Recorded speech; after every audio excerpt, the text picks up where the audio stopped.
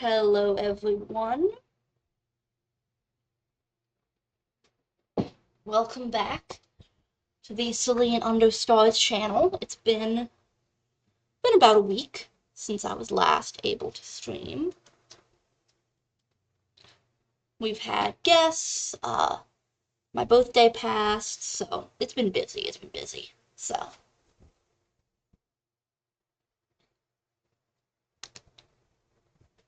only so much you can do when you're busy, and I didn't want to discomfort anybody who ended up walking into the background while the guests were visiting. That sort of thing. But today we are back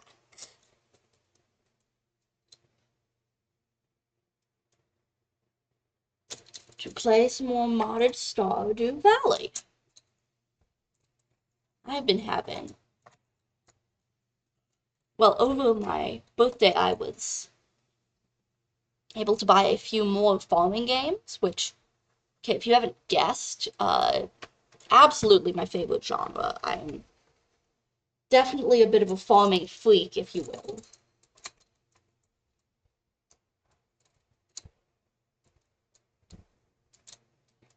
So, alongside Stardew, Minecraft, and whatever variety things we come across, we may be playing Sunhaven and Fields of Mystria soon.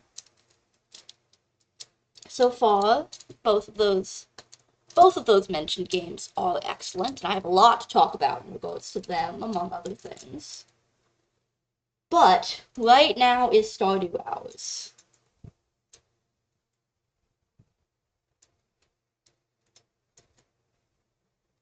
For Stardew Hours, we are, I believe, in early summer.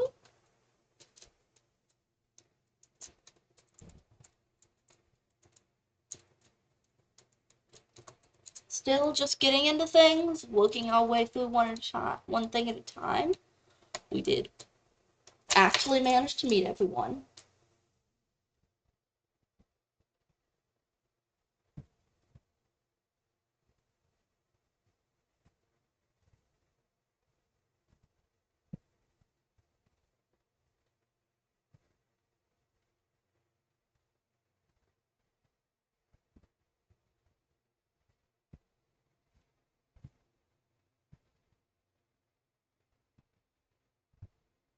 Let's see.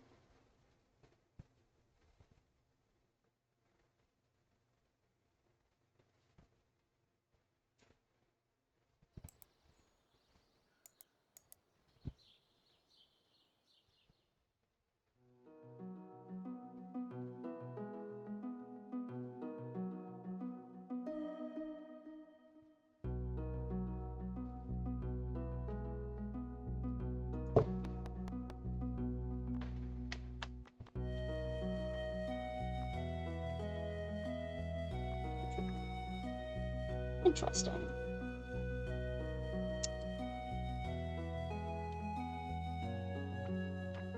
Okay, better, much better.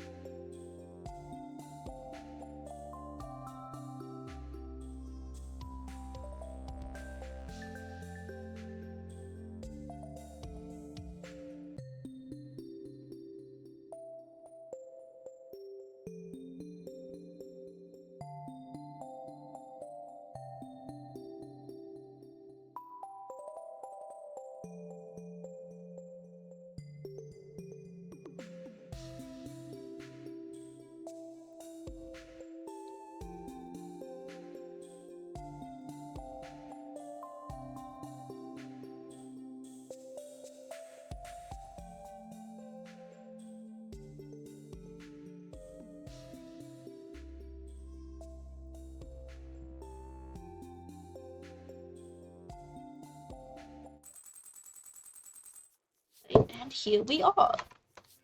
Good morning, everybody. Oh, weird little lag spike there. We won't question it.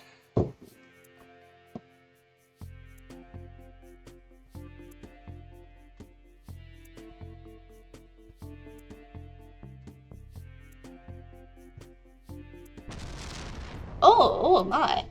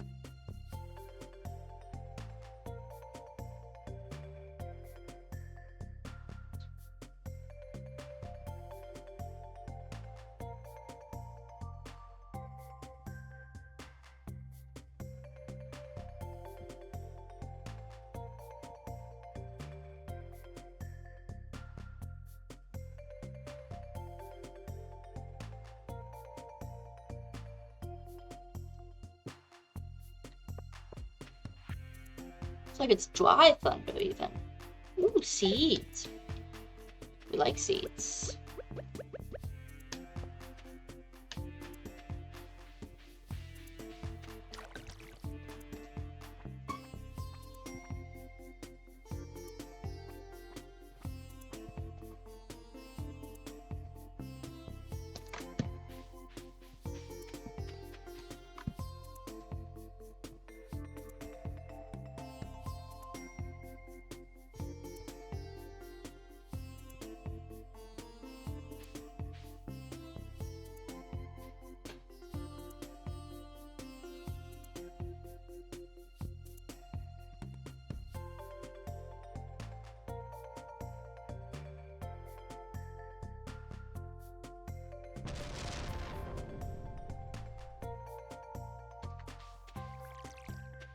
I missed.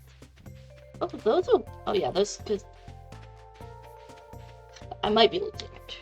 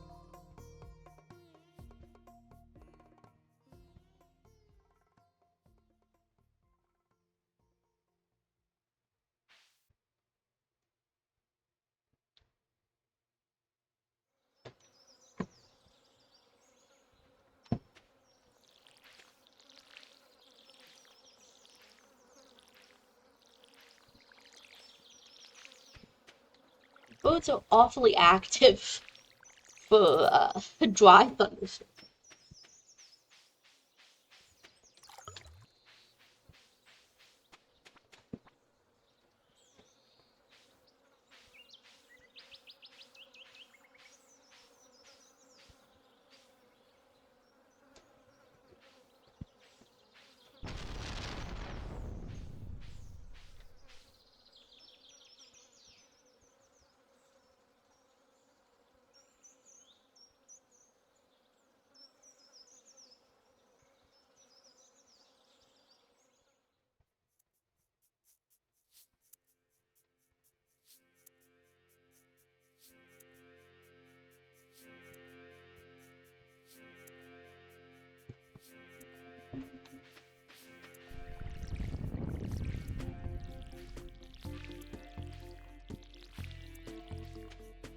Now, this is something that I do.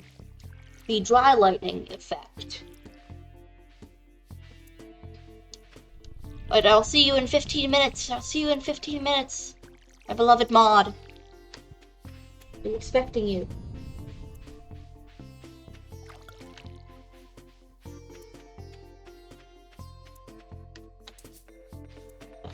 Oh, that's full grown. I didn't even realize. Sick. Means I can plant my melons. And, oh, those are torches, those are torches.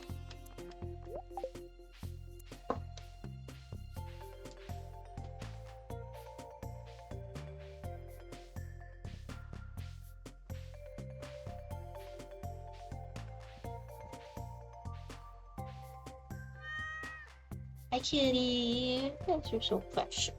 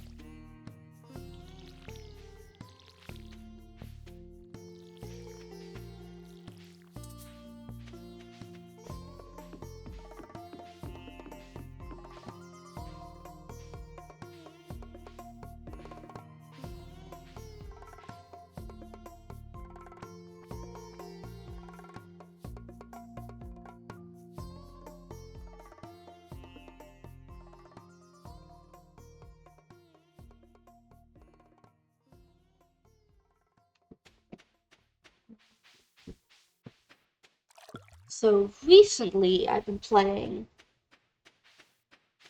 a number of other farming sims on, well, on desktop,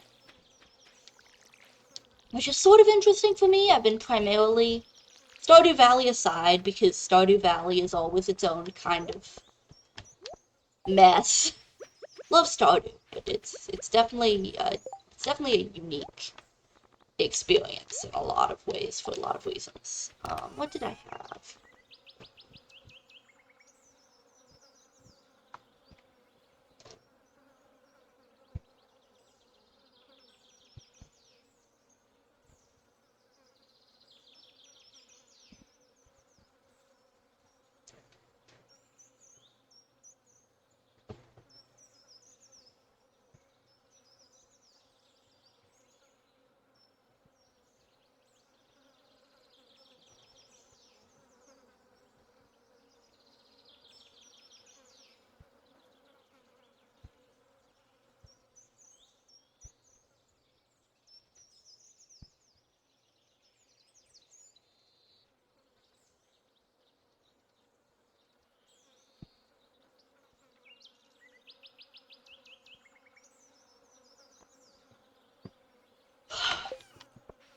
Now a pot.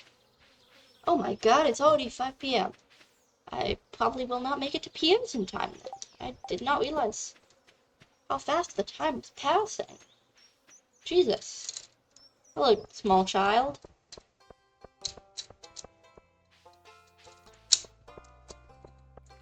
Pierre, please say you close at 6.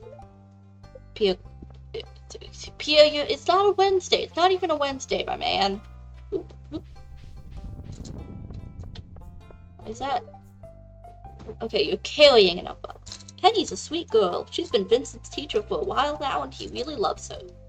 Because I admit I thought that was an umbrella hat.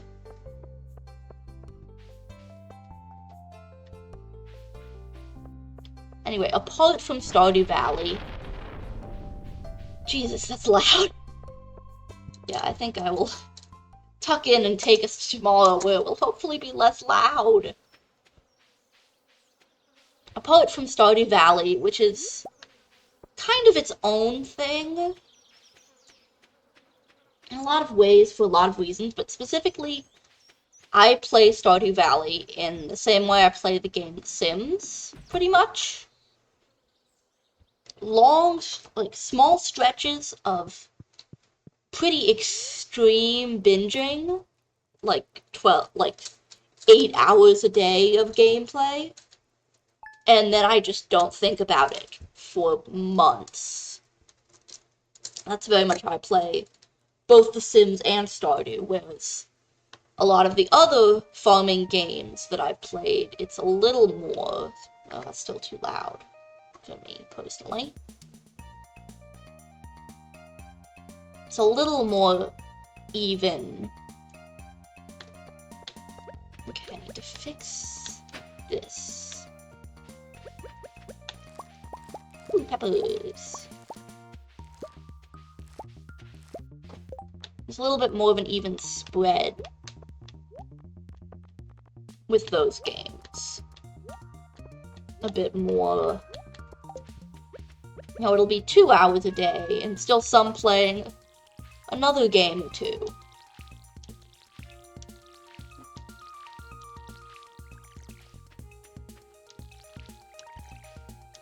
Not going completely aggressively overboard.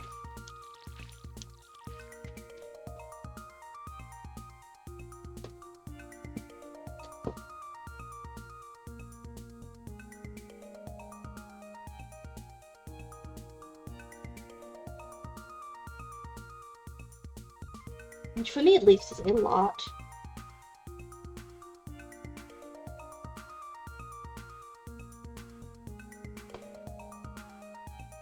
It's a lot healthier, for me at least, to be playing in shorter stretches, more spread out.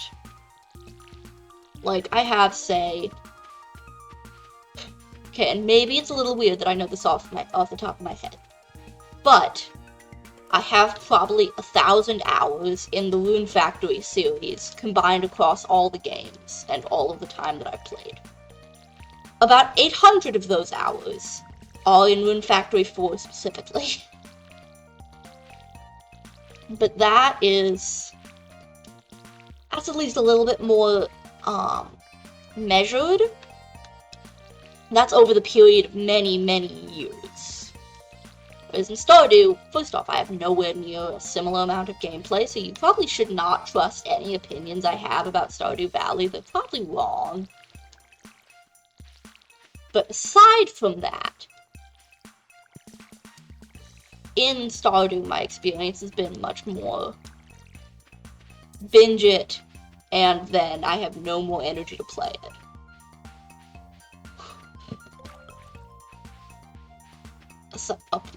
As opposed to jumping back and forth between 3 or 4 different games over the course of a week, you know. Having the urge to do something different, having actual interest in something different.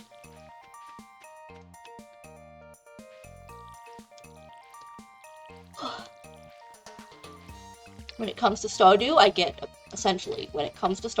obsessive and then I get bored. And this has been interesting as I've been playing Sunhaven with some really, really dear friends of mine, first of all.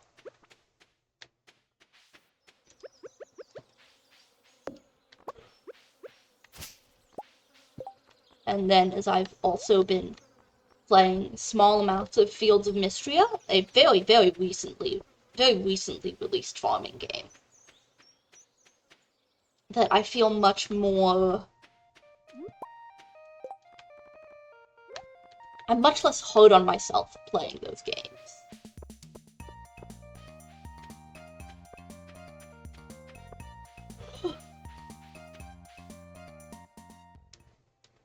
Interesting. I guarantee there's nothing to be worried about, Mayor. There is more. Robin's house was struck by several rocks when the landslide was cleared.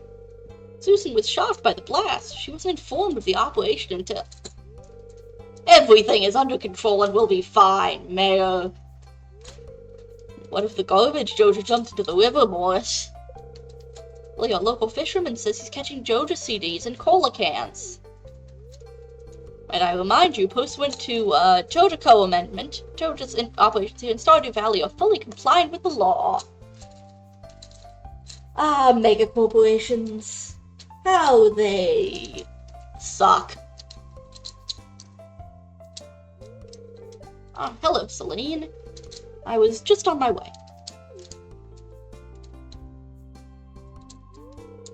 Good day, Morris. Get fucked, Morris. What you Joja people are doing is disgusting. Go fuck yourself. Joja is paving a way to greatness in Stardew Valley. It's gonna make Stardew Valley great again. It's only a matter of time until we are all united under Joja. Ooh, I hate him. Go fuck yourself, man. Go to hell. Scenic hell. Anyway, what was I saying? I don't wholly know why it's Stardew specifically. That is quite so obsessive for me. Interesting. Wild raspberries is apart from raspberries. Separate things. Distinct. Unrelated.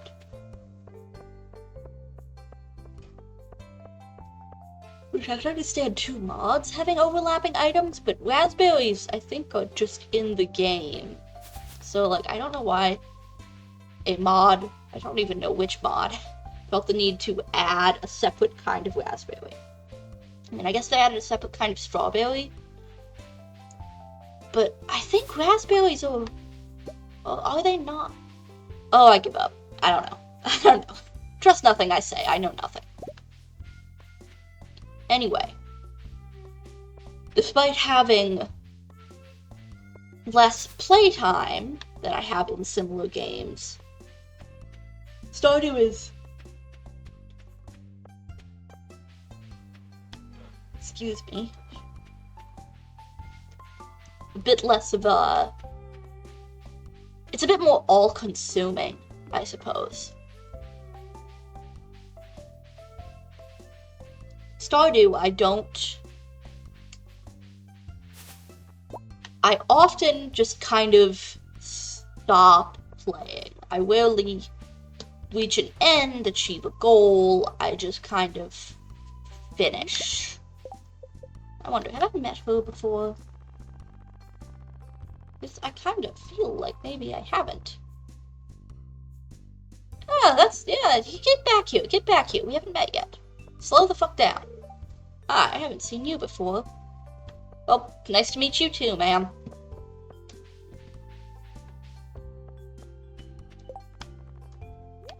Anyway, as someone who has played far too many farming games, I'm always comparing them when I'm playing. It's always, oh, this one is drawing from this particular canon of games. This one from this particular... You know, what's inspired by what? What's related to what? Who's probably played what and what did they think about it when they did play it? Because, I mean, everyone who ends up making a farming game has played at least one Harvest Moon. I say that not as hyperbole, just as Harvest Moon is the genre. Well, I suppose unless you end up making a farming simulator type game, but I don't like farming simulator, and I'm not interested in that kind of game, so it's irrelevant here, actually. But if you're gonna make a farming sim type game in the canon of Harvest Moon, in the canon of Story of Seasons, bless its heart. Wonder, can I break these? Can I chop these up and get in there? Nope. Then you're inevitably going to be building on the architecture that those games created. Like, you're going to be fishing, you're going to be foraging, you're going to be farming in very much the same way. But even within that, there are differences to how the genre plays. Rune Factory, for example. Rune Factory, my perpetual example. Hey! I was about to pick that up! The fuck, lady? That was my forage! That was my fucking rainbow shell. Those things are rare. How could you? Fucking rude. We're not friends anymore, Olivia. No, this does not extend to my cousin Olivia. If she ever watches this, I love you very much. But every other Olivia, we're not friends. Poor fucking turtle. All these poor fish. With all this shit in the water. Thanks, Joja. Anyway, crafting items in Stardew Valley, you have one of two options. Either it's crafted from inventory crafting menu, in which case it's instant, or it's crafted by a machine, in which case it takes a discrete amount of time. Now, in Rune Factory, there are not machines, per se.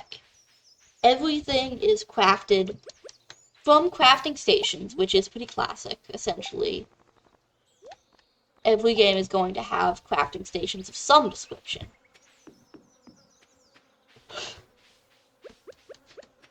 Because they need a way to, essentially gate the ability to craft, and gate the items that you can craft.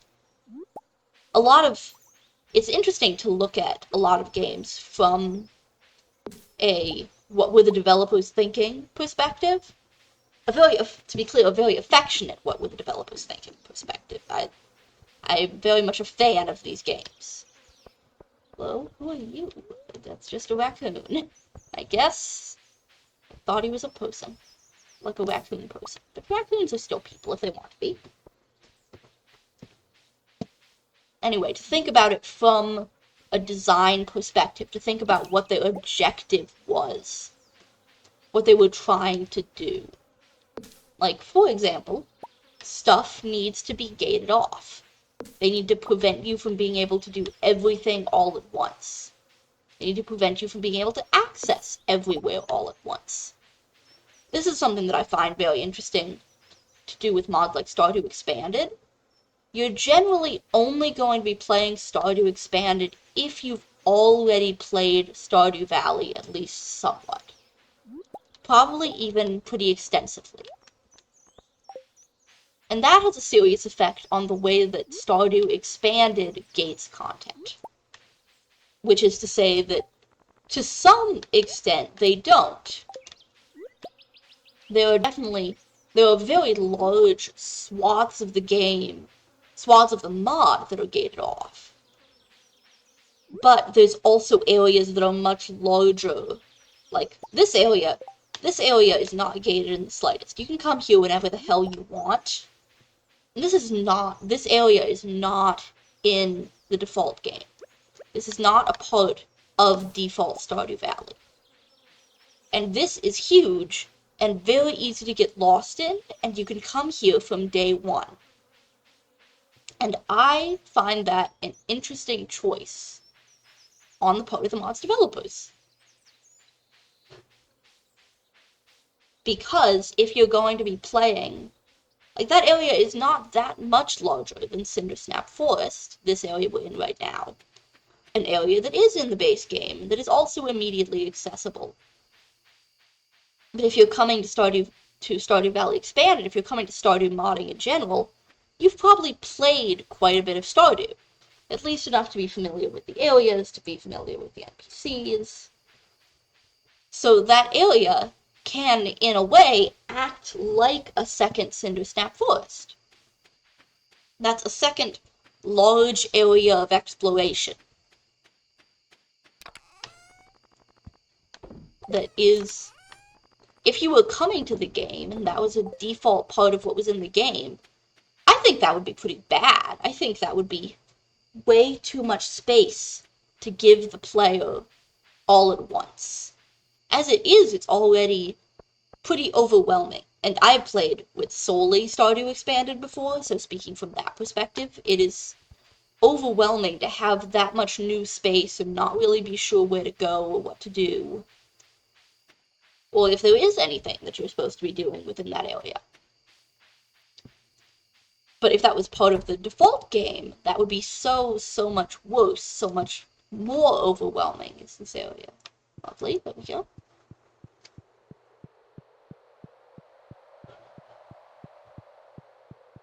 I don't know which mod changes the Junimo's appearances, but I do rather like it. It's quite cute.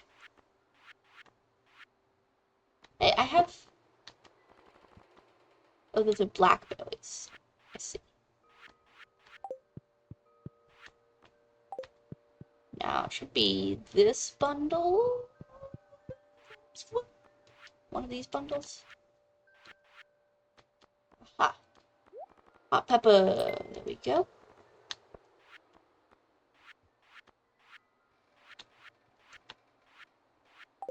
One of those. Then over here, I suppose.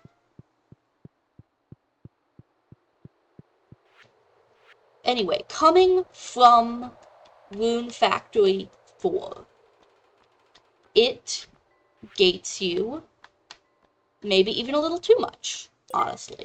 And I adore Rune Factory 4. Like, love it the hell to death. Absolutely, like, unspeakably my favorite game of all time. Without question, without hesitation. There are other games that I love that I find to be, in an objective sense, of higher quality. Because I won't say that Rune Factory 4, or its remake, or its re-release, Rune Factory 4 Special, are without issues. But of their own merits, as its own game, their own games, there is nothing that feels like Rune Factory 4 to me. Ooh.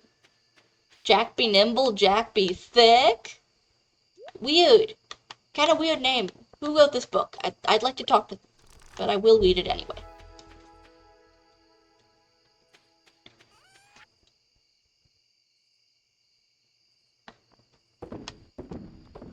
Anyway.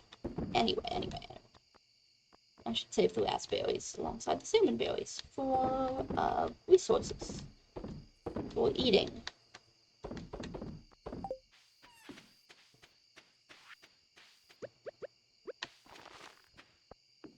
I find Rune Factory's place in the general canon very interesting in relation to Stardew Valley.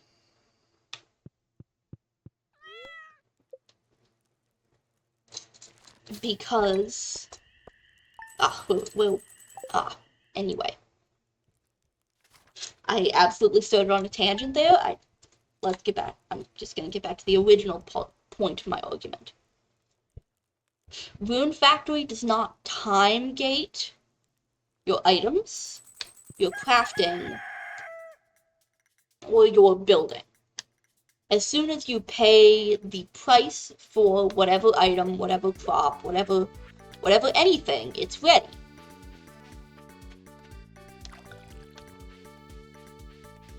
Whereas in Stardew Valley, some things are instant, yes, like crafting chests, but some things also do take time, like waiting on ore bars, or mayonnaise, or cheese, etc. Now, in Rune Factory, the difference in this is balanced out by the fact that your energy is a much more important resource in Rune Factory. every item you craft costs a much more significant amount of energy. So in a way, that is taking your time. It is taking time in the day that you could have spent doing various tasks with your energy. But it does not incentivize you to multitask, is the difference.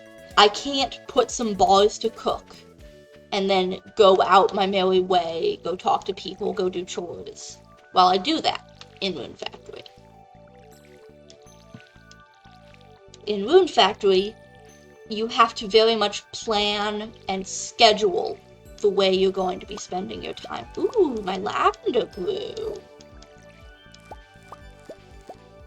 Because running out of your energy can be very serious. Can be a very big problem.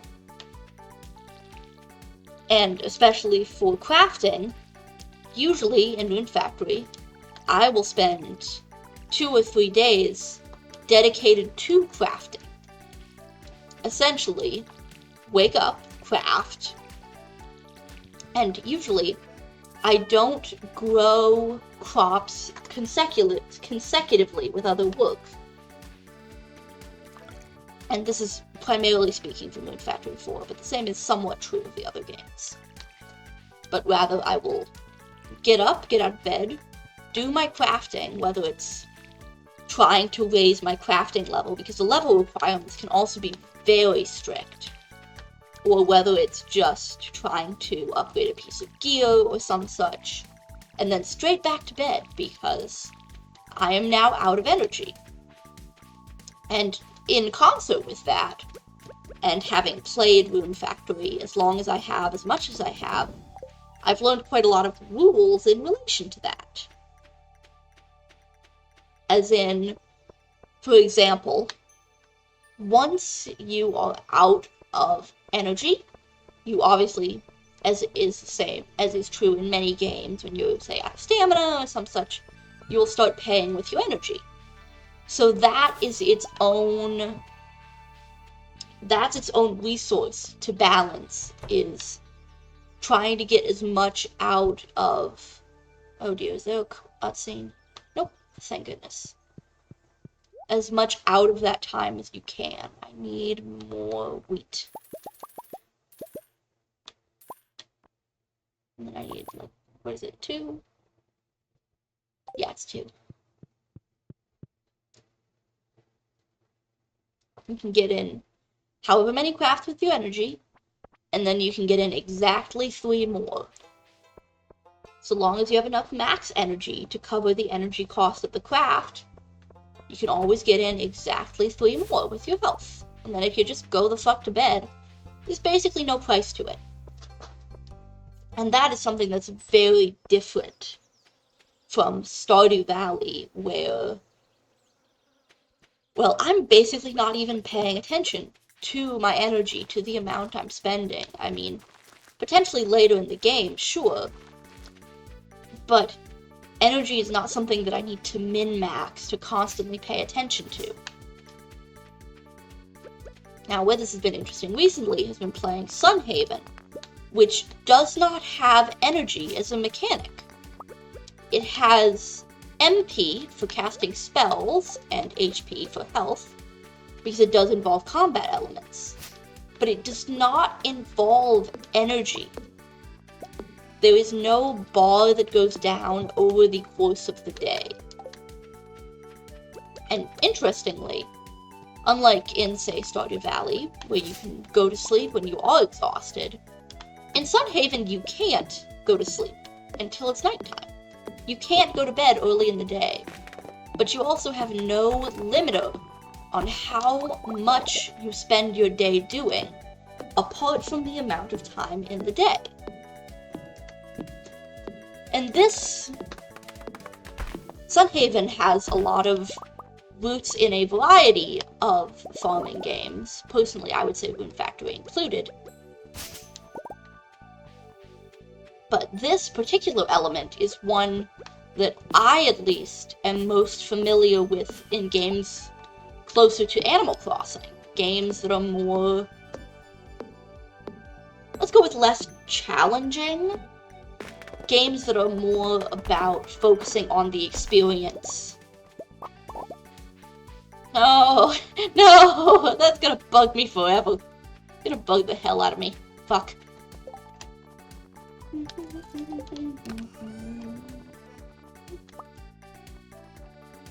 Games that are more about the experience than about the goal.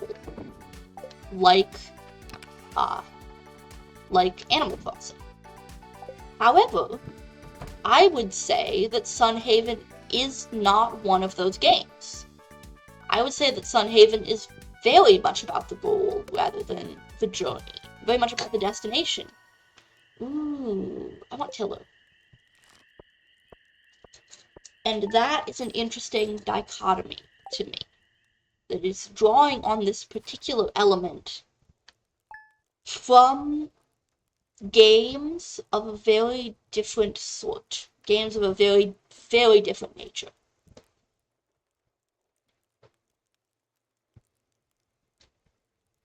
It's not that it's unenjoyable, but it is that it feels strange in practice.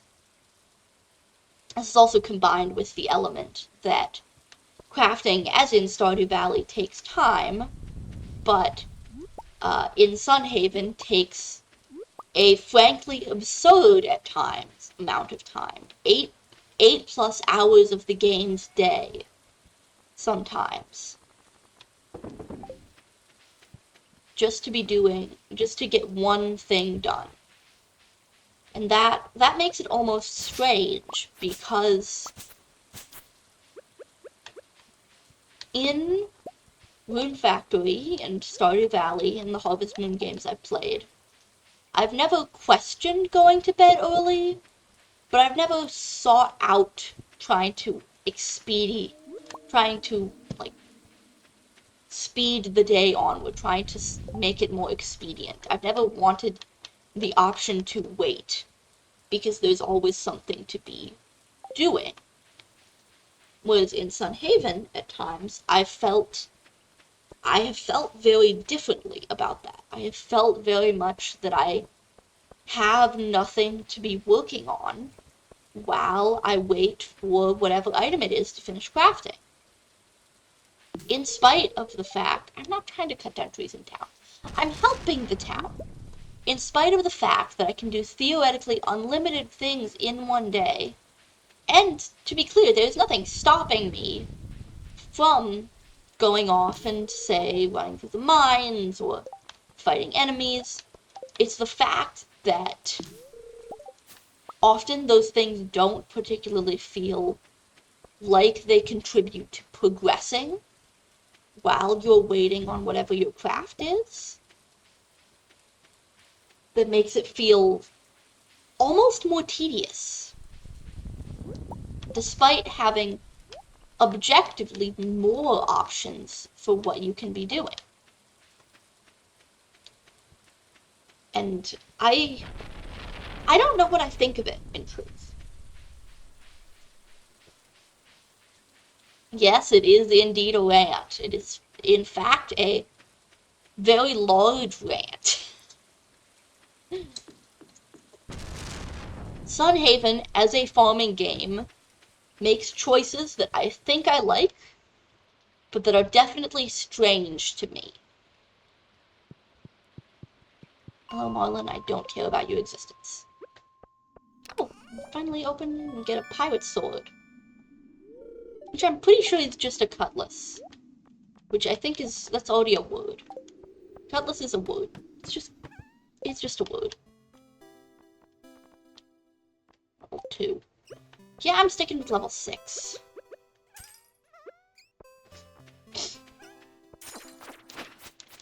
Sunhaven is a game that is trying to be a lot of things, essentially, is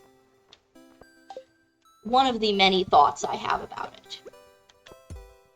I don't know whether it's succeeding or failing. It's absolutely succeeding at some. It's absolutely, trying to succeed at others, let's say. Like, trying very hard, really. the important thing is it's trying. You know, all you can do is try. But anyway, the thing is that it is, as someone who has played a lot of other farming games, it's a game that feels very strange. Not bad, not like there's something wrong with it or something the developer should have done differently. Just strange.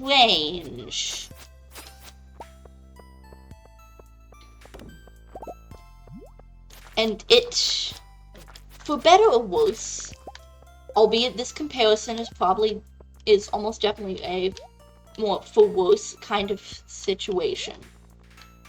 It reminds me quite strongly of another game that I love, Starbound, but for reasons that are not in Sunhaven's favor.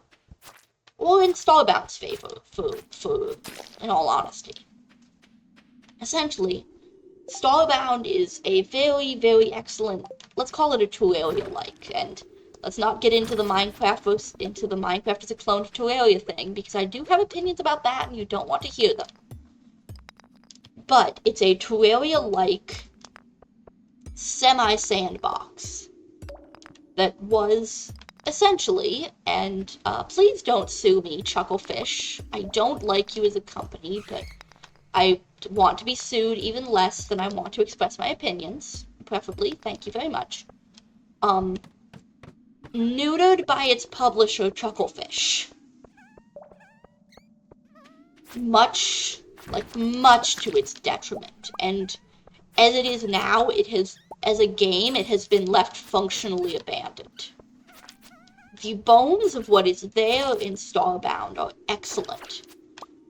But they were never... God, Chucklefish is a good insult. Why did they name their company that if they didn't want to be made fun of? Essentially, Starbound never really had the opportunity to take advantage of all of the everything about it. And maybe I may play it one of these days just to show off some of what I find so interesting about it as a game and as a piece of information about how games work and how companies can be treated and can treat others and yada yada yada yada. There's essentially, owing to some higher up decisions that I obviously do not know the entire context of, Starbound has been basically dead in the water for quite a while now. And the game that is there is very good, but tangibly unfinished. It's not an early access, it's not that it was abandoned as an uncreated game. It's that it never reached its full potential because they just stopped. They just abandoned it. And it's a shame. And while I will admit that I started playing Starbound after the... Yeah, exactly. It's still wet in the middle. It needed to be baked more, but they stole the oven. They took the oven away. The oven left. The oven's never coming back. That's the problem. Is you can't ever get just that little bit more that you need for it to be the game that it could be. And that is what my worry for Sunhaven is. That it feels... read this to gain combat experience. That it feels like Starbound does. It feels not quite baked in every area, and although it's still actively getting updates, it feels in such a way that I wonder if it will ever reach the full potential that I can envision for it, and that I would guess the developers are envisioning for it, and that I would hope, because I'd assume that they are passionate and joyful about their own game. But it it has that sensation of just not quite polished. And Sunhaven, again, if these games were in early access or were properly abandoned, the developers shut down or what have you, then I would have a very different opinion. But Sunhaven and Starbound, both fully released, both left early access. And Sunhaven, to be clear, I'm just projecting what I see and worry for Sunhaven. Thus far, it is still actively being updated. But it feels like Starbound does in that way, in that it does not feel fully cooked. Now, the examples I can draw on are very small things, but they are things that feel very strange coming from games like Stardew Valley, which are incredibly polished. Like, that is one thing that you could not compliment enough for Stardew Valley.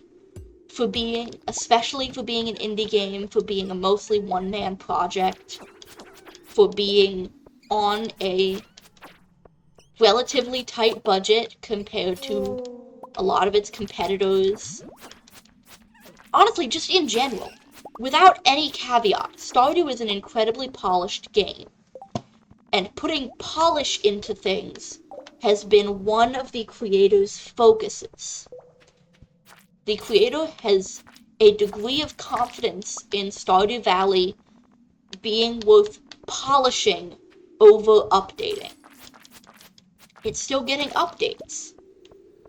But I would say that there is essentially a mixture of updates that are polish and updates that are updates. And that feels good as a player. It feels like the developer cares about the people who have already paid, who are already playing. And that is the feeling that I think is absent. That I am feeling is absent. And it's in very small things. The core mechanics are incredibly solid. I've been having so much fun. And I especially loved playing it with friends, which it has 8-player multiplayer, which is also really incredible. Stardew does have that as well. But, for example, there's also a mines in Sunhaven. And it may seem like a very small thing. Honestly, No Man's Sky, first off, No Man's Sky probably could be a farming game. I haven't played it enough, but also No Man's Sky is probably the one success story of a game that's dealing with the same kind of issues, or that dealt with. No Man's Sky was a lot more high profile and received a lot more disappointment. But if the developers hadn't gone back and continued updating it, I would put it in the same category as Starbound. For a lot of reasons. Which, quite honestly, just allow me a moment to tab out of the game and, because really I have many thoughts. I have many thoughts that I would love to share. Let's go with.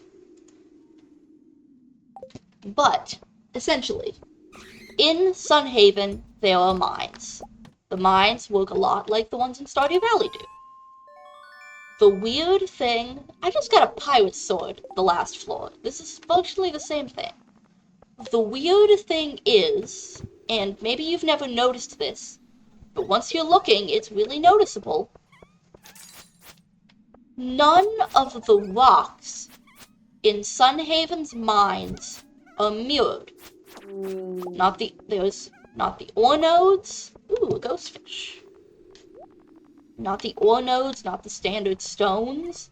If you look at these two rocks are mirrored copies of one another. These two ore nodes, mirrored copies of one another.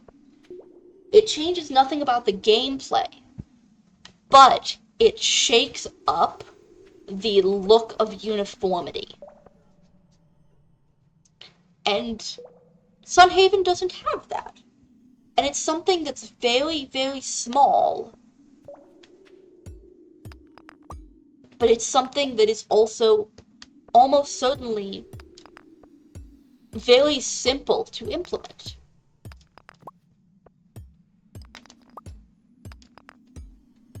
And it's part of what contributes to that feeling of get in, get out, not quite cared for. Is that very small details that, to me, and maybe this is just because I also have some experience in game design and have a lot of interest in how these things work behind the scenes, it's something that seems very simple to me. And they do have different sprites for, well, they have some different sprites for rocks. But, as another Stardew Valley comparison, this rock to my right, the rock to my left, these are identical. These will take the same amount of hits to break. These will give the same items. There's no difference between these, but that they look different. And in Sunhaven, it does not really have that. Not to the same degree, and not to the same level of care. And this is far from the only small graphical issue of polish, and to be clear, it is very true of me that I am a perfectionist when it comes to design, when it comes to graphics, when it comes to appearances. I like things to look nice, and I like things to look nice in such a way that you can't spot the cracks. Sunhaven is very well put together, but it is unfortunately cracked. And, like, very cracked at that. As another example of something that is objectively much less small, again with the mines, which, to be clear, I've spent a lot of time in the mines. I have done, within my friend playthrough, I am the one who is primarily gathering mined resources. Within the mines, there are just some holes in the textures. Just holes where you can see through to the layer below. And I can't imagine how someone hasn't seen it and fixed it. Because it's not that it's subtle, it's not that I am just so well versed in what pixel art looks like that I can spot the tiny issues. It's that this is brown pixel stone on a background of bright red glowing lava, and there's just holes through to the lava. And I don't understand why.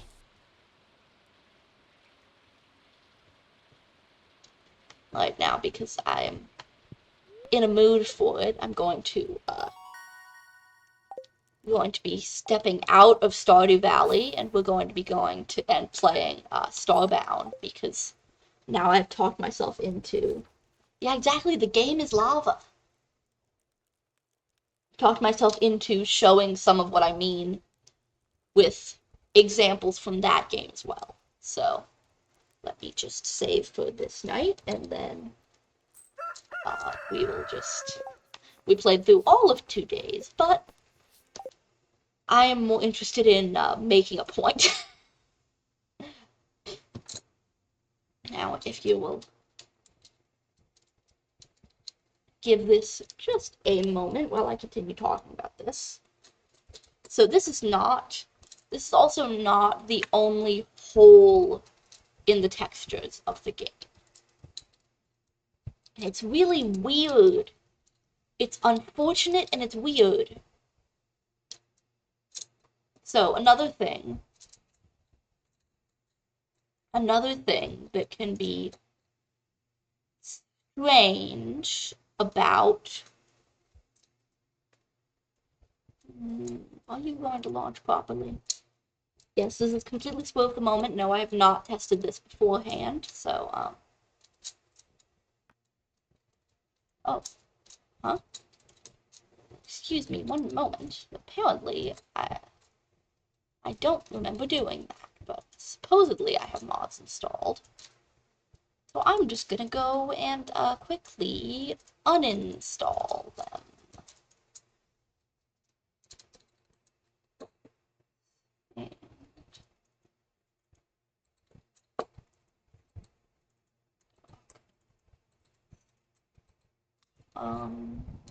Workshop, I think.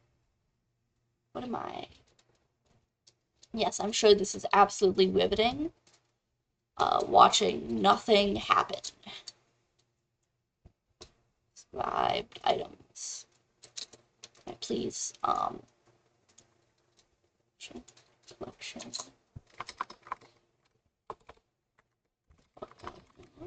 And unsubscribe from all. Huh? Please, I would like to unsubscribe from all my subscriptions. Thank you. And now we can actually play the game. I probably should set up some. Oh, you're in Penacony? Interesting. You have my, best wishes.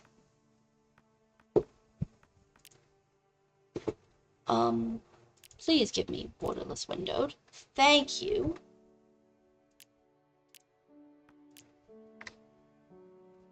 Now, let's see. Alright, there we go. This is Starbound, as published by Chucklefish. Now, first off, I'm going to be turning off tutorial messages. I've played this game quite enough, and you don't need to be seeing that. But, this is a game that is very definitely half-baked, and I have a lot of aspects to show in relation to that. For example, you can choose your character species.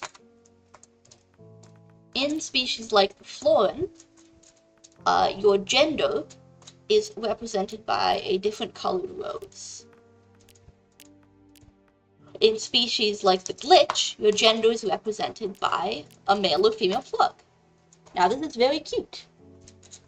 When it comes to the Nova Kid, the last race added, a ostensibly genderless race, literally made of gas. They have the standard gender symbols as objectively gendered races. So that's strange. Now, we're just going to randomize ourselves a nice... Honestly, let's go with a nice Nova Kid lady.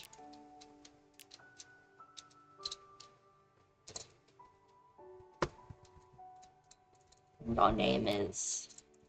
Oh no, we have to be Methany. We have to be Methany. Look at us. We're beautiful. Now, Starbound is interesting. Starbound had so much going for it. Starbound has so much interesting. Something as small as you can change the default stance of your character on the personality selector. And obviously it changes nothing. Listen, the Dreamscape is full of memes. And, like, the philosophical definition of memes. Not even, like, there's memes in there, man. Philosophical memes. Okay, I should probably... We are playing Starbound.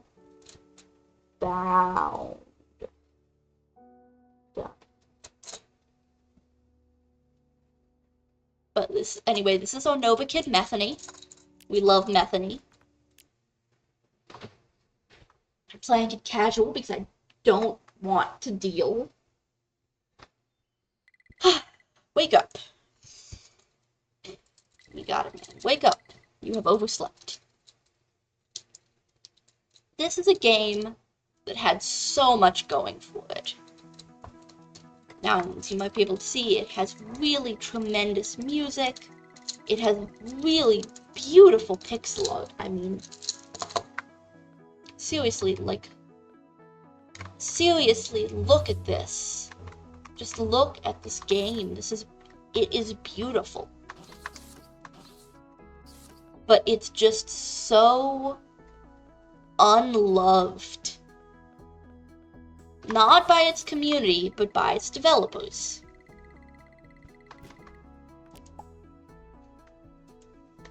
It's just so unloved by developers and publisher. No, I don't have a moment to chat with you, buddy. That it never... Are you okay, man? Vending machine ate my money. Sucks to suck. It never reached the potential it could have had. Now, this is the starting world, and this is beautiful. Like, legitimately, this is such an incredible, amazing aesthetic that's so beautifully done. The music is wonderfully tranquil and gentle. The art is incredible, the lore they're setting up. And then it all just falls the fuck apart, man. Well, we have opening cutscenes to get through. Wow. My fellow protectors, today we come together to witness the protectorate grow. For over 500 years, we've stood proud here on Earth, drawing together races of all kinds in the name of peace.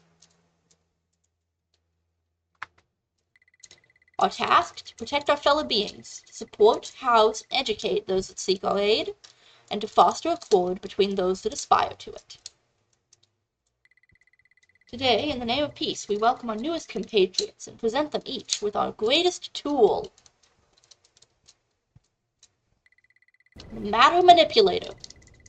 Huh, what was that? What? What the? Anyway, Earth is dead now.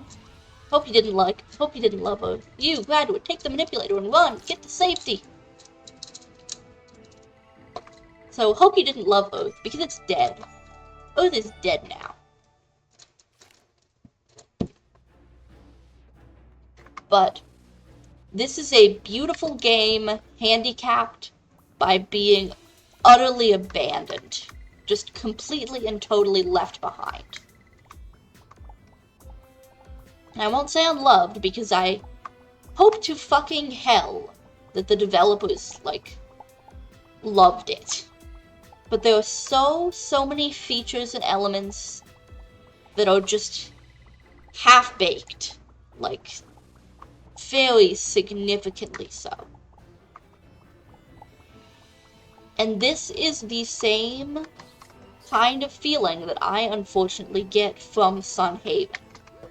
And to be clear, I am not the ultimate authority on any of this, so yay, everyone is dead.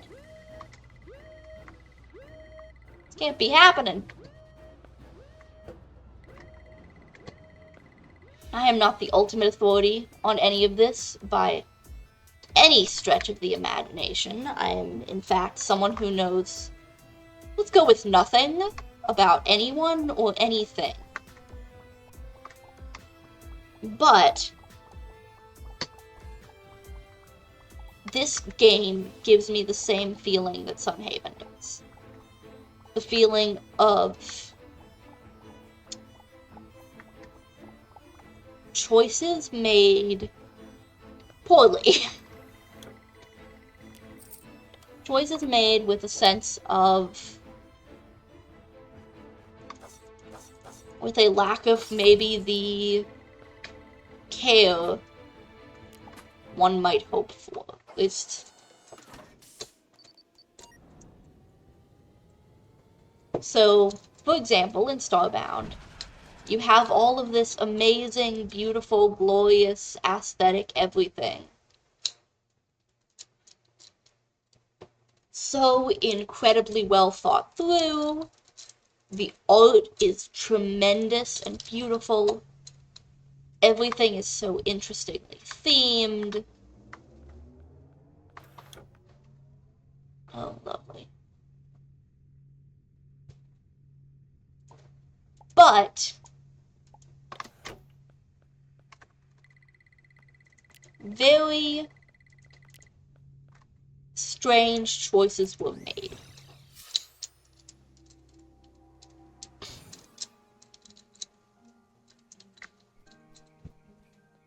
For example, and I say this with a lot of love for this game, the environments are boring. They are fucking boring. There's not really anything to do. There's not much incentive. The enemies are not interesting. Now you might be saying, this guy's cute. This guy's just a little fella. Why would you be calling this guy not interesting? But you see, that guy is not who I'm talking about. These guys are cute and interesting. This is a fun character. This is a fun enemy design. This guy is what I'm talking about. In Starbound, for reasons unknown to any sane human being, really, they made for reasons that were almost good until they ruined it, let's go with. They made the decision to have some subset of enemies be procedurally generated. But the procedural generation is not interesting. At all. There are essentially 2, maybe 3 kinds of enemies out to exist. Let me just pull out a nice med kit. Excuse me. 2, maybe 3 kinds of enemies to exist. There's the flying guys, there's the big walking guys, there's the small walking guys. They're all functionally the same, they're all hostile, they have no interesting interactions or drops, because all of the interesting interactions and drops belong to the non-procedurally generated enemies. Now here, this guy is also procedurally generated. You can see, he's just charging me. He does nothing interesting, no one loves him, all he does is be fucking annoying. Now this guy is interesting. You see, he has animation. He has physics. He rebounds. He collides. He turns into 3 little guys when you kill him. This is so much more interesting. And, although I was not there for it, the systems for procedural generation were, as I hear, much more interesting in some of the initial builds, before being scaled back to the boring, unpleasant systems that they are in Starbound at present.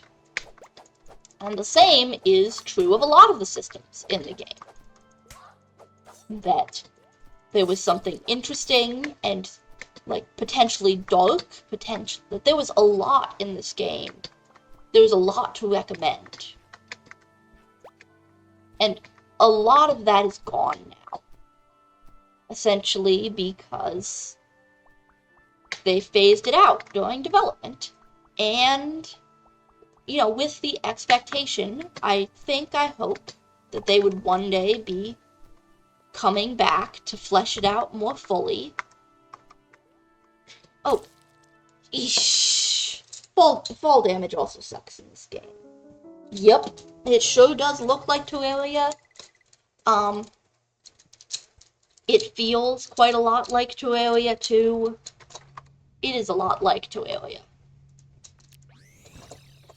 But where Terraria has continually received a lot of support and a lot of affection from both the devs and the community, only the community loves Starbound anymore. Ooh, shit. And to be clear, that is not the kind of bad shit. It's because I found shit.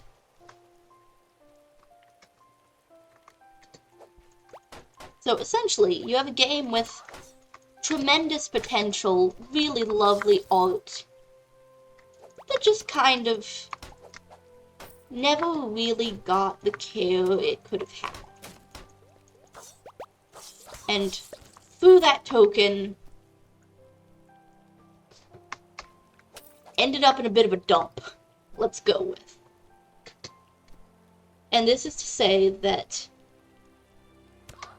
a game like Terraria, a game like Stardew Valley, I go back to repeatedly.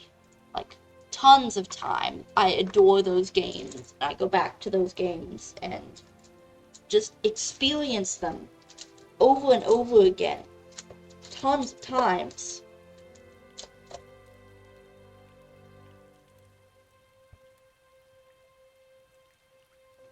And whenever I go back to those games, I get that same feeling of joy and interest and exploration, that same feeling that that I'm going on the same adventure, and like that it's so fleshed out, and there's so much to explore.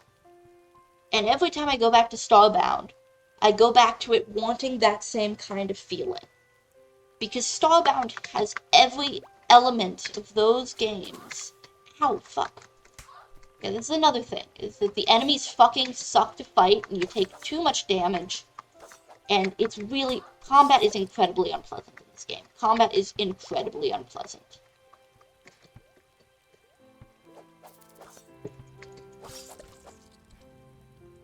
And it just...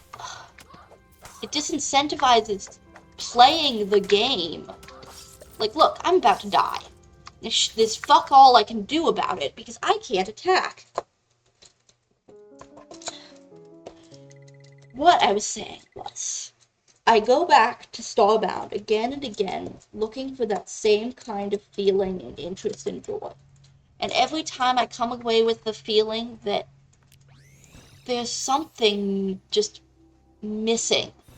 That there's something that isn't quite cared for. There's something off. That's another procedurally generated enemy. This is the only thing about enemies. If you see flying ones during the day, they're neutral, not passive, they're not prey animals. They're just occasionally trying not to kill you.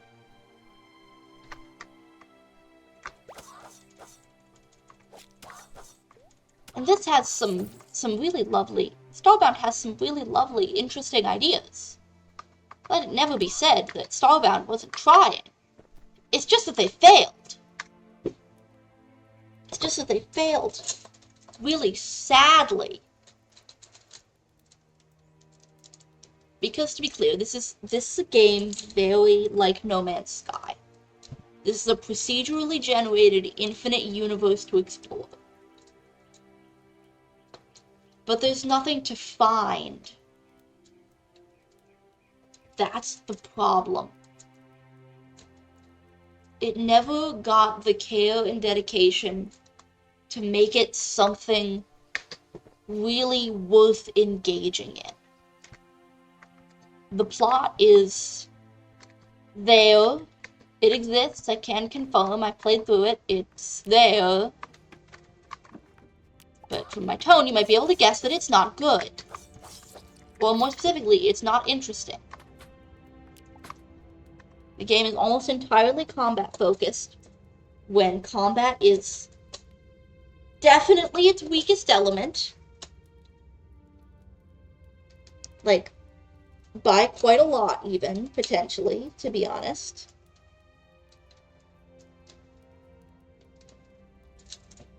And yet, the entire plot is all combat-focused.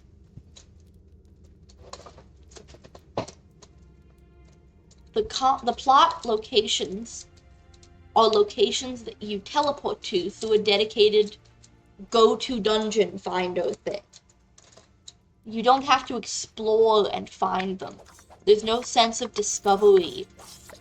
everywhere looks the same, and everywhere feels the same. The only difference is that some planets just kill you even faster. Now, maybe it's that that I'm not quite so much the one who's the target audience. But by all accounts, by every token, I should be the target audience. I am a longtime Terrarian Minecraft player. I am a lover of many different. I should make a way out of here before I go and antagonize a mother. I am a longtime lover of games like Terraria and Stardew. I've played a ton of various sandbox games across a very large list of, well, genres of sandbox. I am the exact kind of person for whom this game should be meant for. And it's just not. It's just not. The things that it wants to be fun and exciting are bad and boring and poorly thought out and considered, and that would have been fine if the game had been something that was, you know, that was the right kind of half-baked.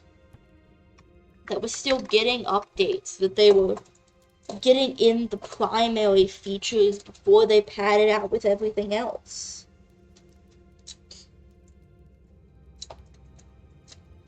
And that never happened.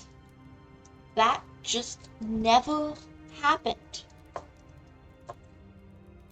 They never came back and smoothed out the rough edges, because they were partially fucked over and they partially just left.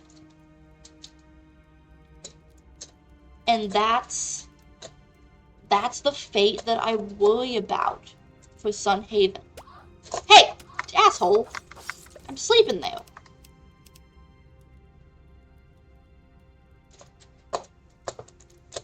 Is that, as it is, it's a game with a lot of potential. And I can see them adding new things. But, okay, another game that you could probably compare it to is Minecraft. And I have been playing Minecraft since I was very, very little.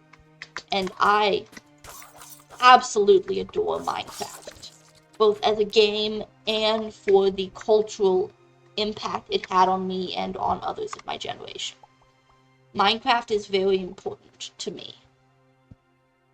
But this is the complaint that I have for it. It's the same complaint. They have something very solid, but they keep, fuck, it's fire in there. Yeah, see, this is another thing. There's just random things that can set you on fire.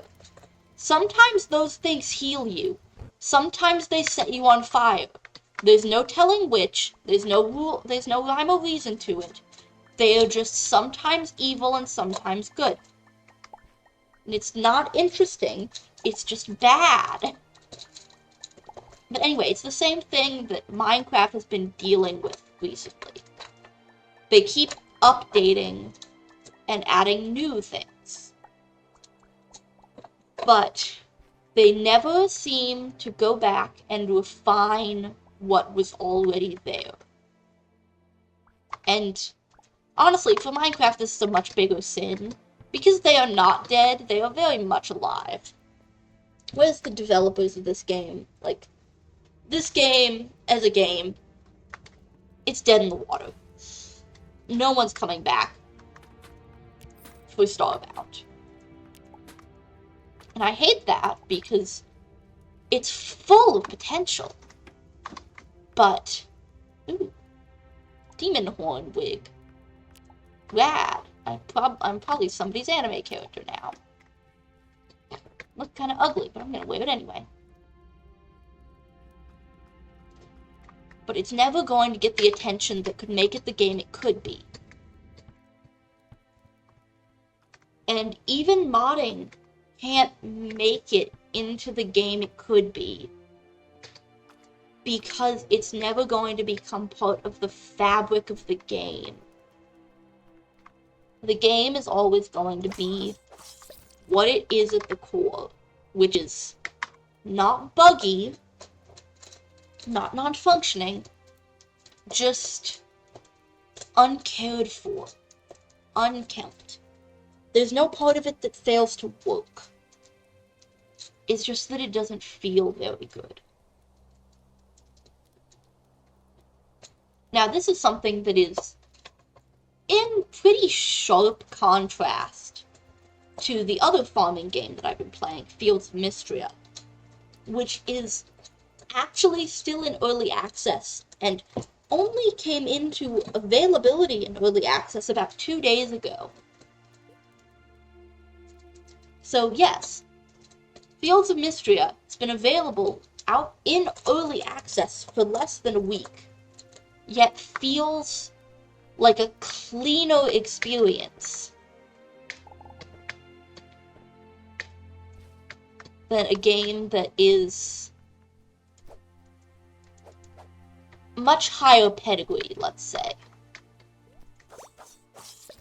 And this is not to say that Sunhaven is bad. To be clear, I fucking love Sunhaven. Throughout all of the play I've gotten in so far, it has been amazing. It has been so much fun. It has been incredible. But it has these flaws. And I think it's important to note the flaws and point them out and maybe poke a little fun at them. Because, like, fuck. Damn it. I don't want Sunhaven to end up being another Starbound. I hate that it feels like the worst parts of what left Starbound as what it is. Like, that's just, it's disappointing. I'm not disappointed in the game. I'm just disappointed in Starbound. I'm so disappointed in Starbound. It had so much going for it. It had so much right. But instead it's just unfun. Or it's fun in batches. It's fun in batches, but not long term. I couldn't ever see, keeping up a long-term save file, building up some huge contraption.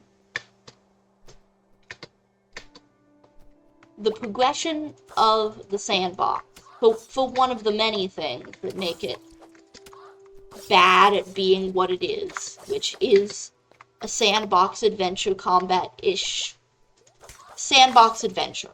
Much like Terraria, functionally the same in terms of goal as Terraria. That it does not fucking know what it's doing in seeking out that goal. I'm gonna fall to my death again, aren't I? Oof. And now, one of the reasons why I have this feeling about Fields of Mystria being, let's be clear, I hope it doesn't become the same kind of forgotten project. Please don't kill me. Thank you. Like, look at this. This is beautiful. This is amazing. This is so well done, well put together. Listen to that music stir. And then think about the fact that that never changes or grows. That nothing more comes of this. That there's nothing more to it. That this is amazing. But this is it. There's just different things in different color palettes. There's a lot of aesthetic variety, but it all feels exactly the same. And the feel is a bad one. It's a bad feeling.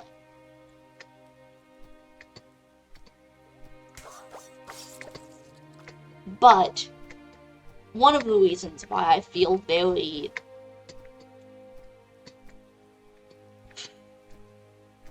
unoptimistic when it comes to Sunhaven is A, oof, fucking hell, ow. A, they're selling a lot of DLC, and I mean a lot. I mean like 24 DLC packs that cost $7 each, that provide only cosmetics, while the game still has holes in textures. I hope it's obvious why that might be a little unhopeful to hear about, maybe.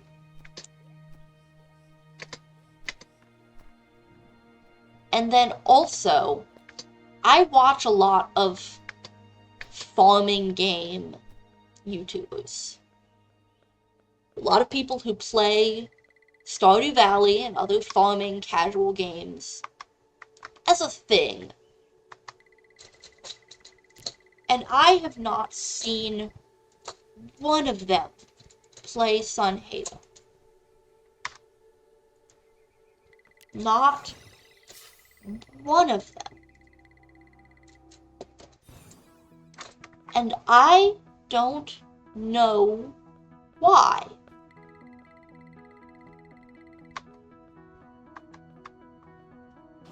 But it does not feel... It does not instill me with great hope, let's say.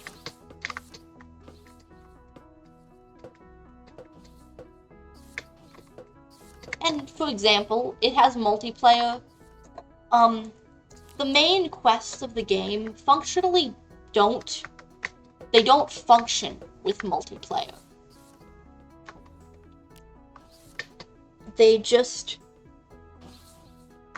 The game has multiplayer in the loosest sense only. In that you can literally play together on the same farm and collaborate. That you're objectively together. But when I go to a festival and see the festival cutscene, and my friends go to the same festival, I can see them in the cutscene stacked on top of me. Layered on top of my character. Just awkwardly interspersed over the same tile, right there for everyone to see.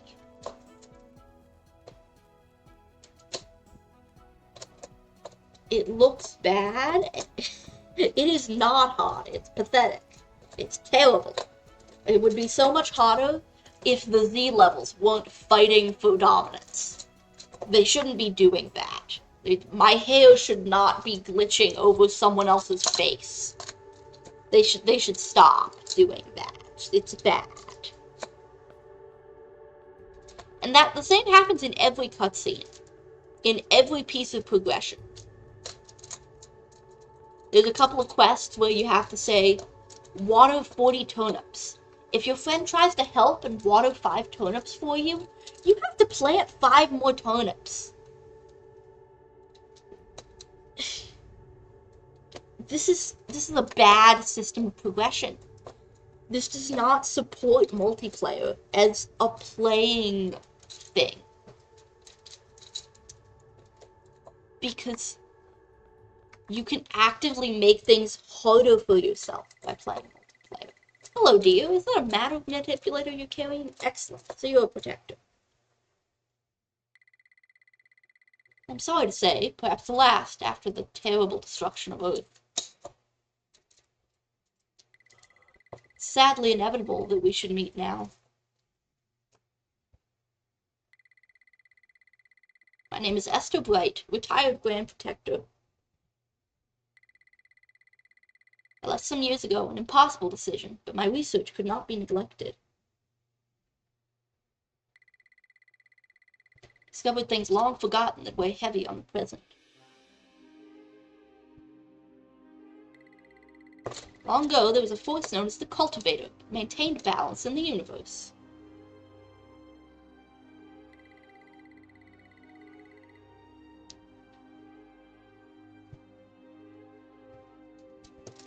Under its influence, triviality proved finite, a being arose, one of hate and destruction. It was the Ruin. It liked to probe planets.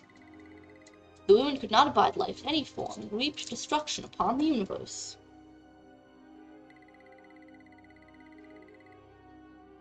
It fought to blot out all life and would have succeeded but for the sacrifice of the Cultivator.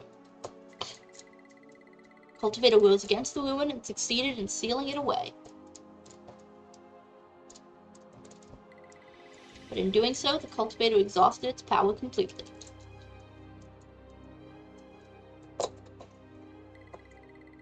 For its last energies dissipated, the Cultivator gifted 6 chosen races with precious artifacts. These 6 artifacts, when united, form the key that opens the gate to the Ruin.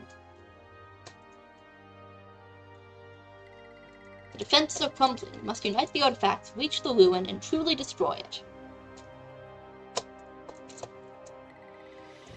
It's a lot to take in, dear, and a huge request to make of you, but I would like your help.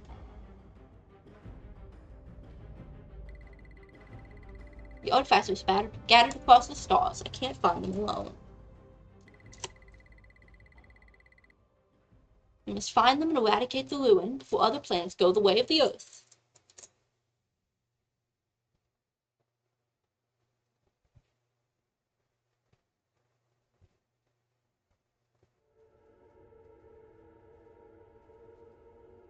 Interesting.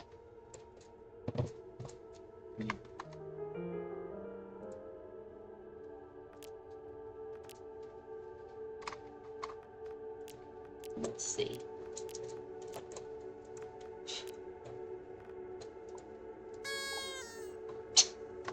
That's another thing. Why'd they choose that sound effect? Like, this is nothing to do with the quality of Starbound as a game. But why is it, like, a tiny, sad horn? Here's another aspect of why did they do it like that. You may notice there are 7 races in this game.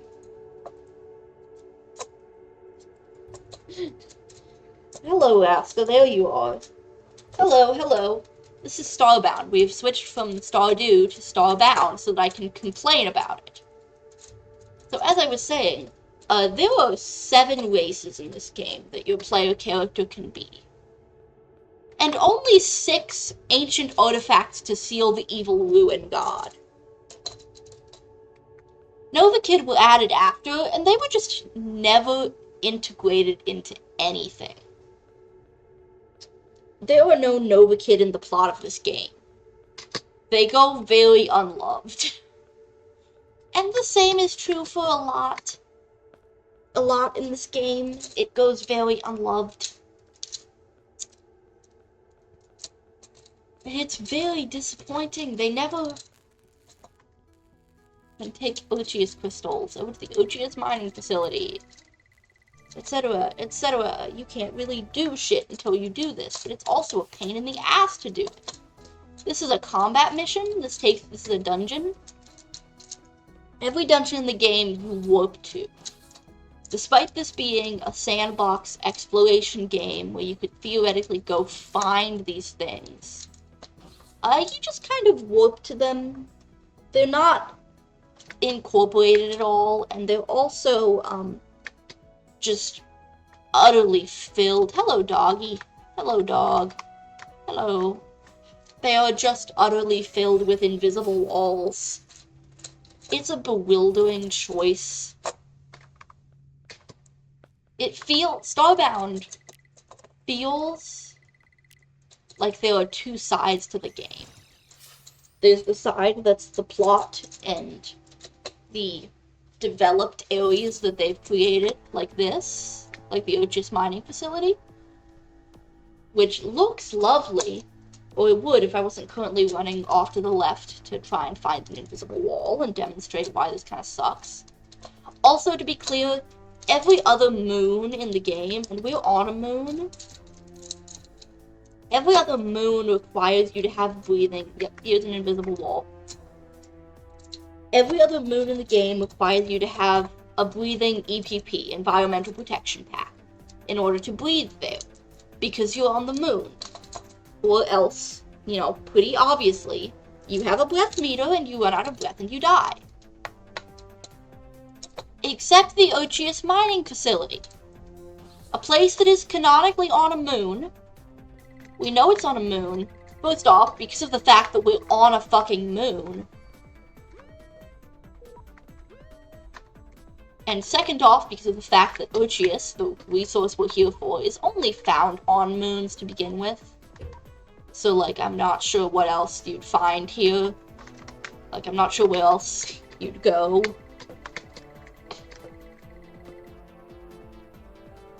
But, essentially,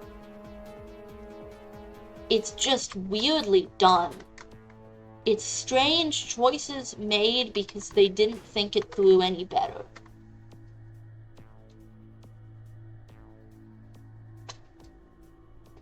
Yeah, apparently they terraformed this moon with air, but they didn't bother to terraform any of the rest of the moon part.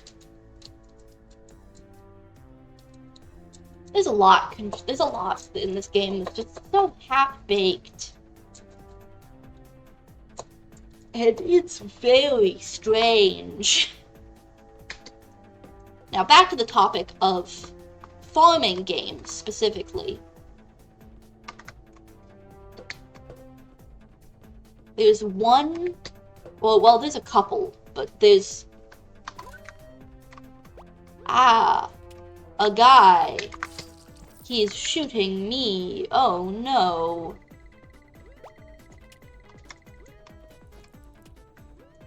And see, these guys are pretty bad to fight, but at least semi-interesting. Because these guys are some of the designed enemies in the game. But they didn't put in any effort to make the procedurally generated enemies interestingly designed.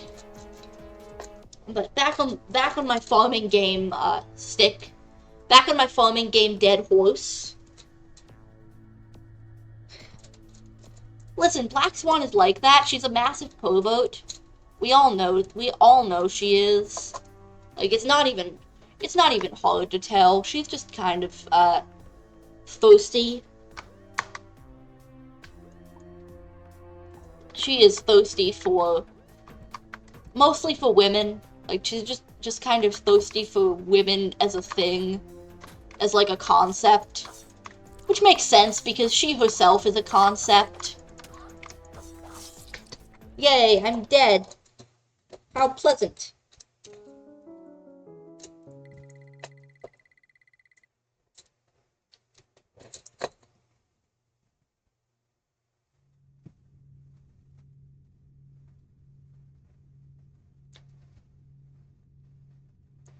And yeah, this is the gameplay loop. This is fun. Yeah, now we have to go down, because, unfortunately, the fact that we died means that dungeon has reset.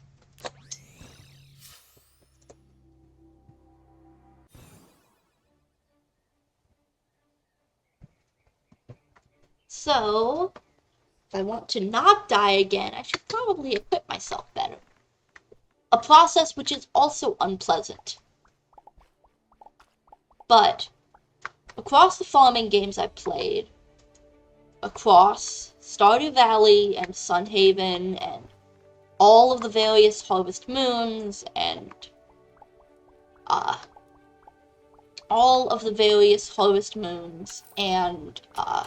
Stories of Seasons, or however you'd care to pluralize that. I don't care to. There has been a feature, or sort of a concert of features, that has been very missing across every single one of those games. Excuse me, young man. And this is probably not an important feature for some people, but it is to me. In Rune Factory, specifically Rune Factory, and yeah, see, sometimes these let out fire, and sometimes they let out healing, and there's no way of knowing. It's purely random. It's really unpleasant. Let's just go with it's really unpleasant and stop there.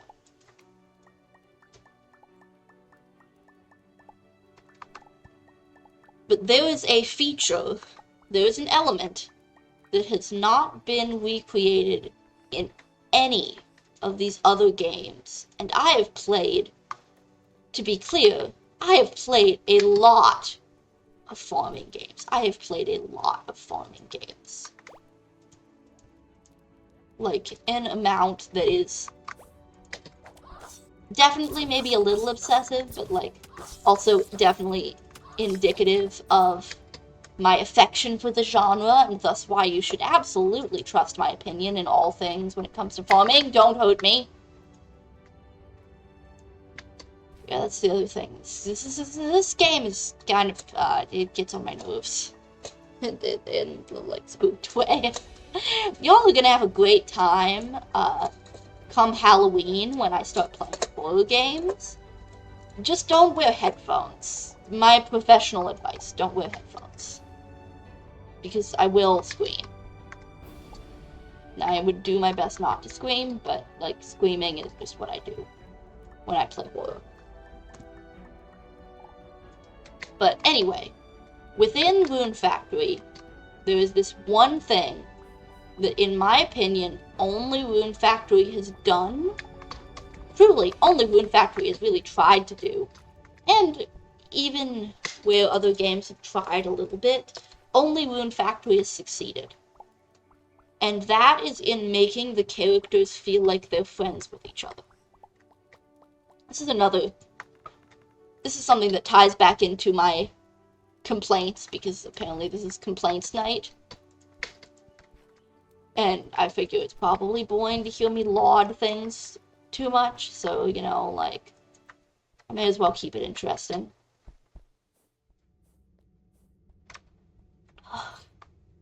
This game gets really tedious, and this is one of the times in which it's very tedious. Okay, I need timber and logs. Let's go down. Anyway, none of these games make me feel like the characters have any kind of relationship with one another, except for Rune Factory. In Rune Factory, I could tell you a great deal about the specifics of each person's relationship with one another. In Stardew Valley, I'm not entirely sure if Shane and Sebastian have ever met. So, like, that's slightly different.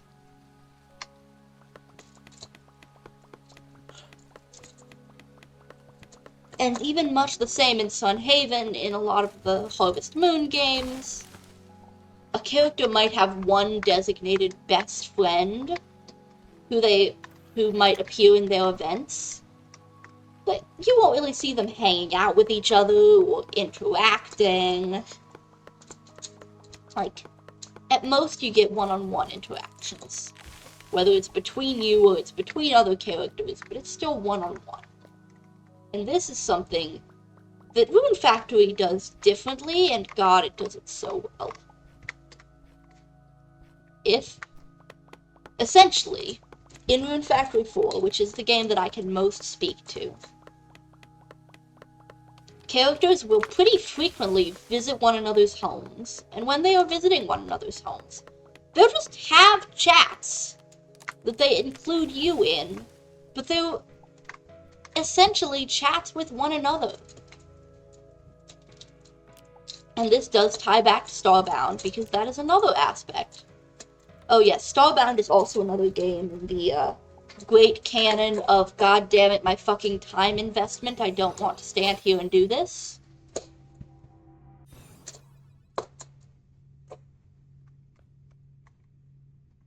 Oh, where did it go? Where did it go? Here. But essentially, they're friends. And I don't... Okay. And now we need iron. Now we need... Okay. Let's just go with, the progression in this game is unpleasant and annoying.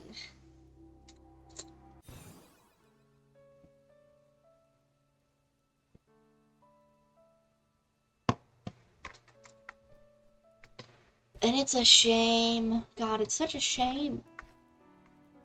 It's such a fucking loss. Such a loss of potential of what could have been. And yet, essentially, there's no way of keeping yourself safe or making an area safe. There's no way of setting yourself up for success. You just kind of fail a little less than usual, and you hope that's good enough. And usually it's not. Usually it's not good enough.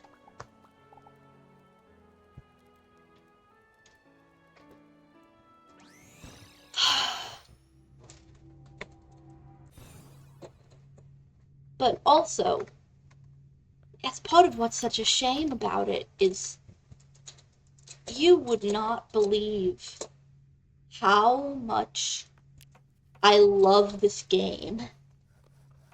Like, seriously, how much this game and those surround and these other games that are undercooked, how much these games mean to me.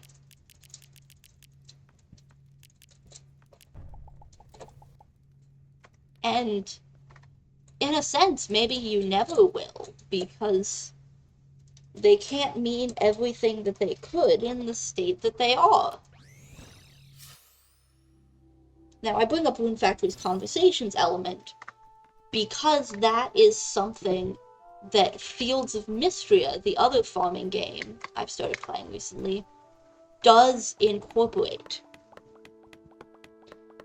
In Fields of Mystria, unlike Stardew Valley, unlike Sunhaven, unlike any of the... Oh, this is so unpleasant.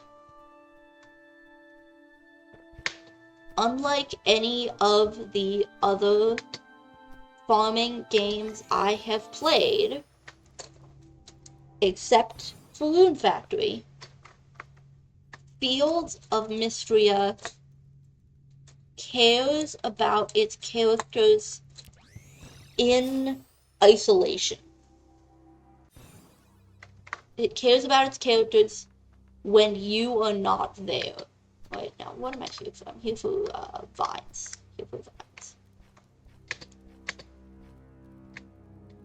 And legitimately, this does come back around to some similar aspects of Starbound, because it wants to be two different things. It wants to be an adventure game, and it wants to be a sandbox game. And in wanting to be both, it doesn't really succeed at either. In wanting to be an adventure game, it cuts off the sandbox parts from feeling engaged in the act of progression. You progress in this game by doing the plot, something that is inherently more interesting than doing the sandbox parts. But the sandbox parts are sort of in their own little world, where they don't matter. And it handicaps the adventure part, because by being a sandbox, and by having the adventure part be so inherently combat focused, you can't do shit without progressing in the inherently uninteresting, unfun,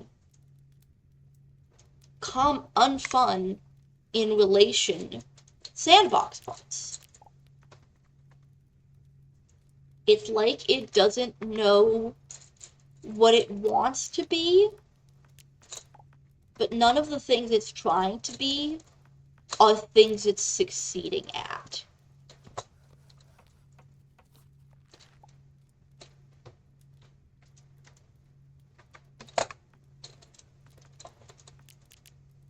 And in case you can't tell, I find that very disappointing. I find that sad. I find that just almost boring that for whatever reason, this is the best they had. That they couldn't do even a little bit better to do justice to something that had so much potential. I have to move everything over one tile in order to fit it all. So that's great too.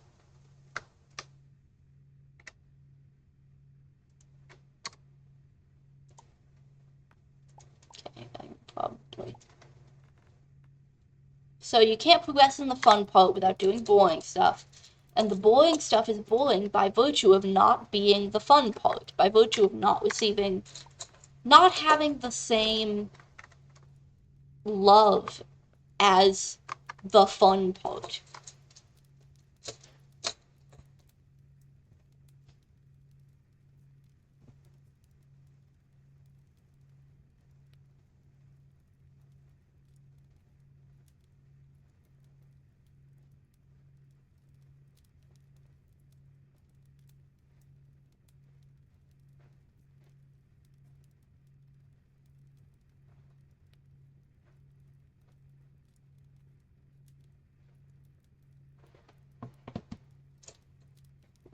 Exactly. It's such a missed opportunity. And, well, that's the other thing, is that in Terraria, progressing the bosses is inherently progressing the rest of the game. It upgrades the state of world that you can find. It upgrades the items that you're able to collect. That is not true in Starbound in the slightest. Okay, I need cotton wool for that. I need cotton for.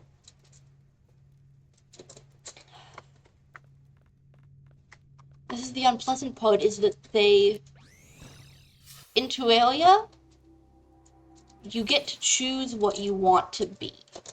You can choose what adventure you want to engage in, what you want to be invested in. And a lot of it, and in Minecraft too, a game that has, yes, we are in space, on the space train. Hello, Azria. We're in the space train that I'm actively complaining about. I hope Starbound is not one of your favorite games of all time, because, okay, I'm not shitting on it because I love it, but, like, they could have done better. They could have done better, and that's what I'm saying. What I'm saying here. But the space train is fucking cool. Like, there is so much that they did so cool in Starbound, which is another reason why it's such a goddamn lost opportunity. Like, the Nova Kid are space cowboys. Like, I know one other space cowboy, and he is also the coolest thing I've ever encountered. Like, space cowboys, cool concept, give me more. But unfortunately, no. They get 2 mentions in the lore. 2. That is the entire sum of their existence in the lore of this game. 2 mentions. Okay, I need the foraging table.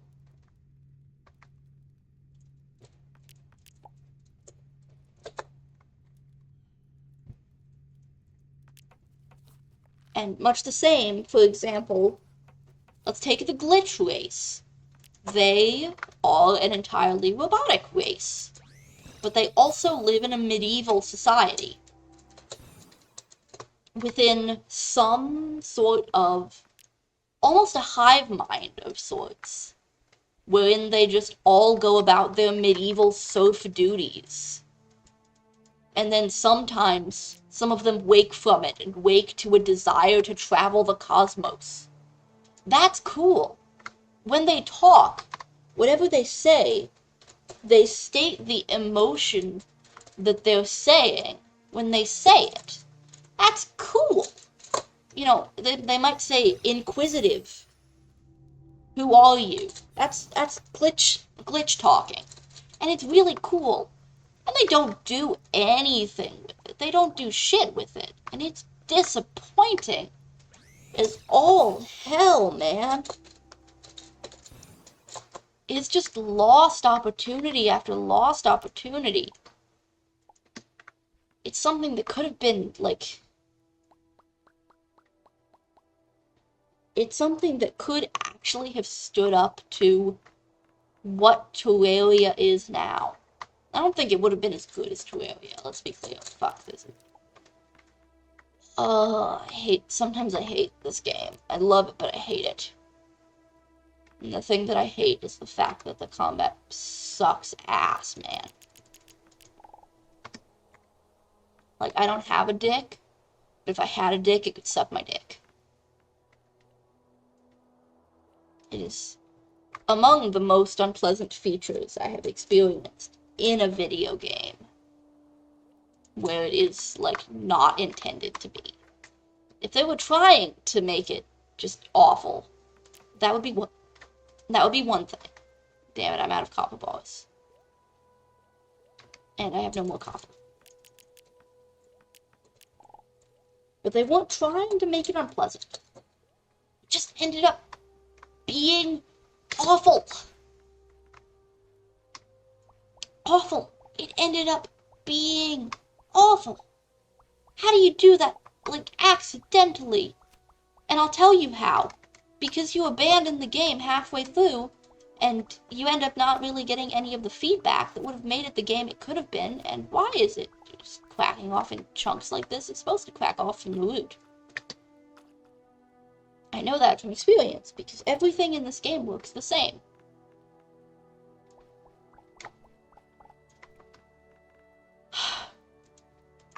And let's say, like, there's games that are pretty fun to laugh at. Like, you know, we've all heard of Superman 64. Games that are broken, buggy messes.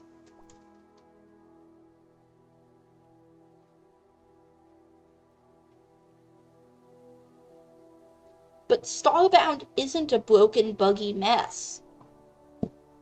And it's not bad either. It's just undercooked. It's not baked enough. They didn't give it enough time. They couldn't, because they were prevented, and just abandoned it.